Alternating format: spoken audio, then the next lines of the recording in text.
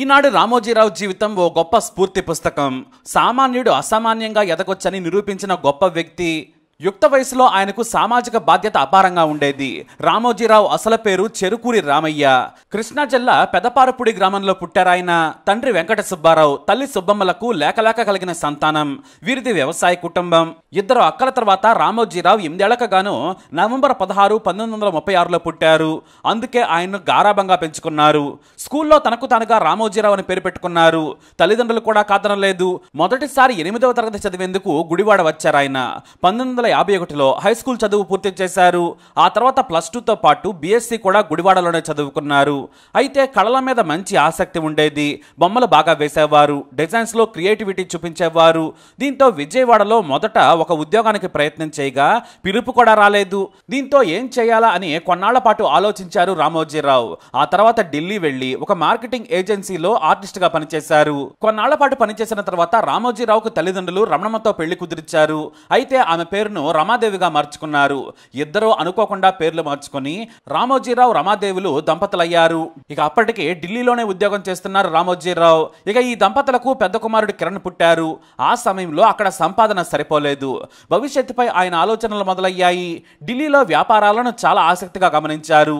ఇక కొడుకు పుట్టిన తర్వాత ఏదైనా సొంతంగా వ్యాపారం చేయాలి, తాను నలుగురికి పని కల్పించే స్థాయిలో ఉండాలనుకున్నారు రామోజీరావు.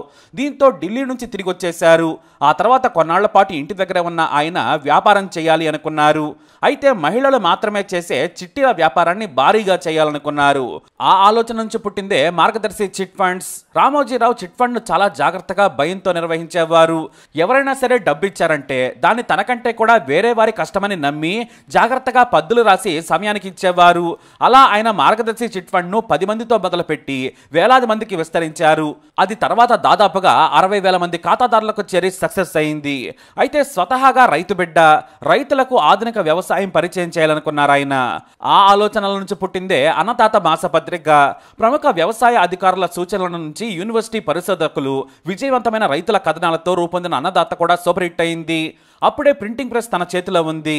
జాతీయ స్థాయి పత్రికలు కానీ ప్రాంతీయ పత్రికలు కానీ ప్రజలకు అందుబాటులో ఉండడం లేదు. ఈరోజు పేపర్ను కొనాలంటే కేవలం పట్టణంలోని బస్టాండ్లు లేదా ప్రముఖ కూడలలో మాత్రమే దొరికేవి. కొన్నిసార్లు వారికి పేపర్లు కూడా అందేవి కాదు. అలా అందకపోతే ఆ రోజు సాయంత్రం లేదా మరుసటి రోజున నిన్నటి పేపర్ చదవాల్సి వచ్చేది. రాజకీయాలు, సమకాలీన అంశాల మీద రామోజీరావుకు మొదటి నుంచి ఆసక్తి ఉండేది. కానీ ఆ చదవాలన్న ఆకలి మాత్రం తీరేది కాదు. ఎందుకంటే సరైన పత్రికలు లేవు. పైగా సమాజంలో ఏదైనా చెడు జరిగితే యుక్త వయసులో ఉన్న రామోజీరావుకు కోపం వచ్చేది. ఆయన కమ్యూనిస్ట్ పార్టీలో సభ్యత్వం కూడా తీసుకున్నారు. తనకు పుచ్చలపల్లి సుందరయ్య, చండ్ర రాజేశ్వరరావులు ఆదర్శ జీవితం స్ఫూర్తి.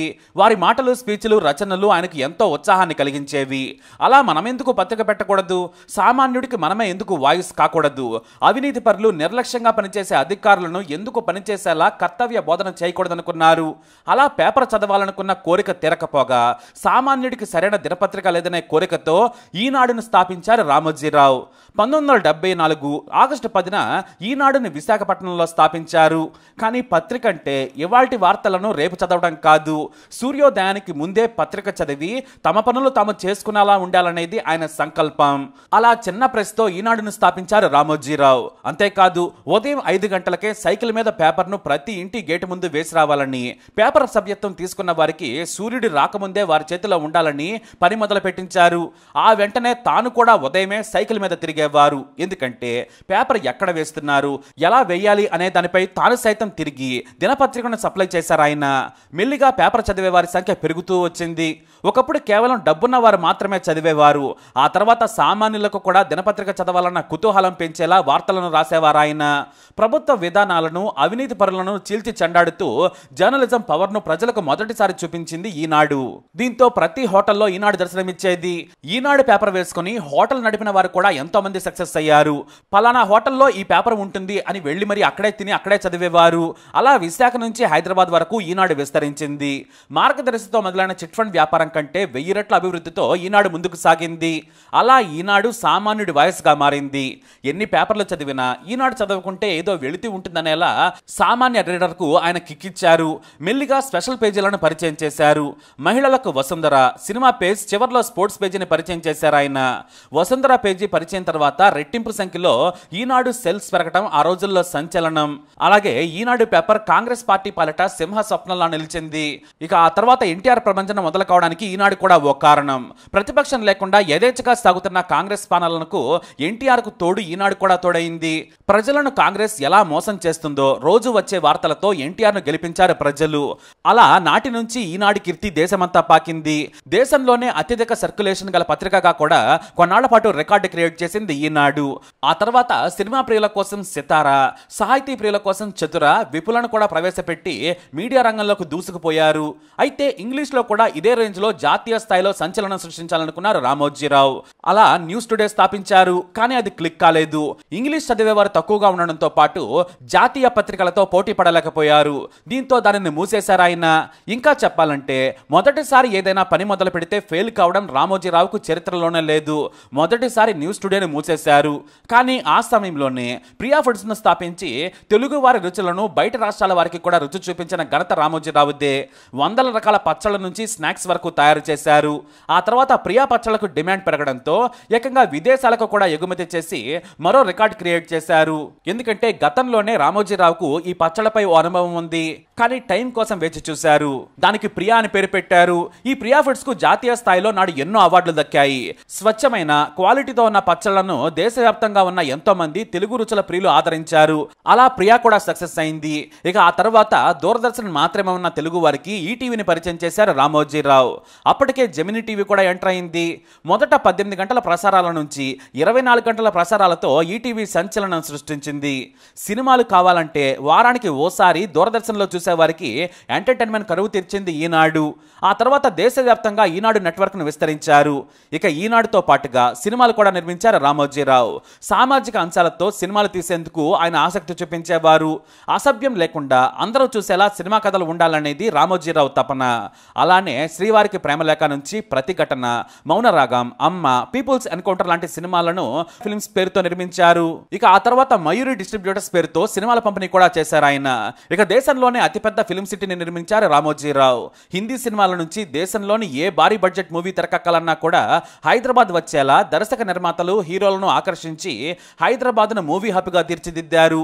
అంతేకాదు మన టాలీవుడ్ లో ఎంతో మంది స్టార్ హీరోలను హీరోయిన్లను కూడా పరిచయం చేశారు.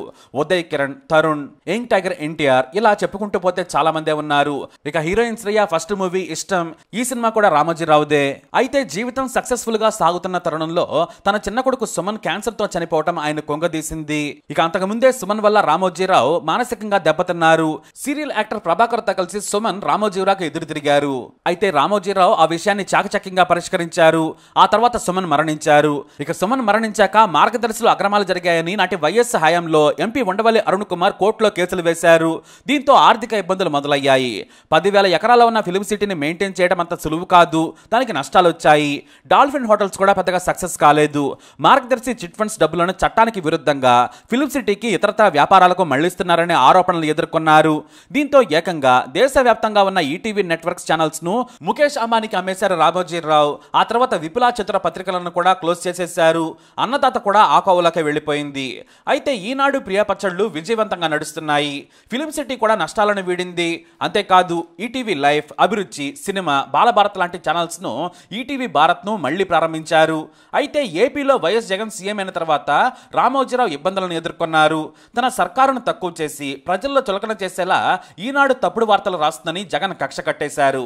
దీంతో రామోజీరావుపై కేసులు నమోదయ్యాయి. మార్గదర్శి చిట్ ఫండ్ ఆస్తులపై సిఐడి దాడులతో పాటు చెల్లింపులను కూడా ఆపేలా చర్యలు తీసుకున్నారు.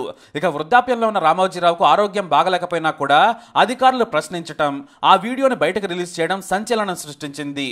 ఇక ఆ తర్వాత రామోజీరావు పూర్తి మద్దతు బాబుకు ఇవ్వడం మొదలుపెట్టారు. ఈనాడు పేపర్ నుంచి ఈటీవీ వరకు అన్ని కూడా బాబుకు మద్దతుగా తెలియజేశారు. గతంలో కూడా ఆయన ఎప్పుడూ టీడీపీకే మద్దతుగా నిలిచేవారు. జగన్ను గద్దె దించడమే ఈనాడు లక్ష్యమైంది. ఇది జగన్ వర్సెస్ రామోజీరావు పోరుగా కూడా మారింది. ఎన్ని కేసులు పెట్టినా రామోజీరావు మాత్రం వెనక్కి తగ్గలేదు. ఎంతలా అంటే ఏపీలో ఈనాడు పేపరు, టీవీలు చంద్రబాబుకు మద్దతుగా వార్తలు రాయడం మొదలుపెట్టాయి. అలా రామోజీరావు, చంద్రబాబు నాయుడు కూటమి సక్సెస్ అయ్యేందుకు తన వంతు సాయం చేశారు. కూటమి గెలుపును ఆయన చూశారు. అయితే హఠాత్తుగా గుండె సంబంధమైన సమస్య తీవ్రం కావడంతో జూన్ 6న స్టార్ హాస్పిటల్లో జాయిన్ చేశారు కుటుంబ సభ్యులు. స్టంట్ కూడా వేశారు. కానీ ఇతరత్ర సమస్యలు తీవ్రం కావడంతో జూన్ 8 ఉదయం 4:50 కన్ను మూశారు రామోజీరావు. ఆయన మరణంతో ఓ మీడియా లెజెండ్ శకం ముగిసిందని చెప్పొచ్చు. చిట్ వ్యాపారం నుంచి మొదలుపెట్టి ప్రియా ఫుడ్స్ వరకు ఆయన ప్రతి వ్యాపారంలో సక్సెస్ అయ్యారు. నష్టాలు రాగానే వాటిని మూసేసి కొత్త వ్యాపారాలు మొదలు పెట్టేవారు. ఎక్కడో ఢిల్లీలో నెలకు 200 జీతంతో కెరీర్ మొదలుపెట్టిన రామోజీరావు 8 లక్షల కోట్ల ఆస్తులను ఆయన సృష్టించారు. మరి రామోజీరావు ఆత్మకు శాంతి చేకూరాలని కోరుకుందాం. రామోజీరావుపై మీ అభిప్రాయాన్ని కమెంట్ ద్వారా తెలియజేయండి. ఈ వీడియో అప్డేట్స్ కోసం మా ఛానల్ ఫాలో అవ్వండి. అలాగే తప్పకుండా సబ్స్క్రైబ్ చేసుకోండి.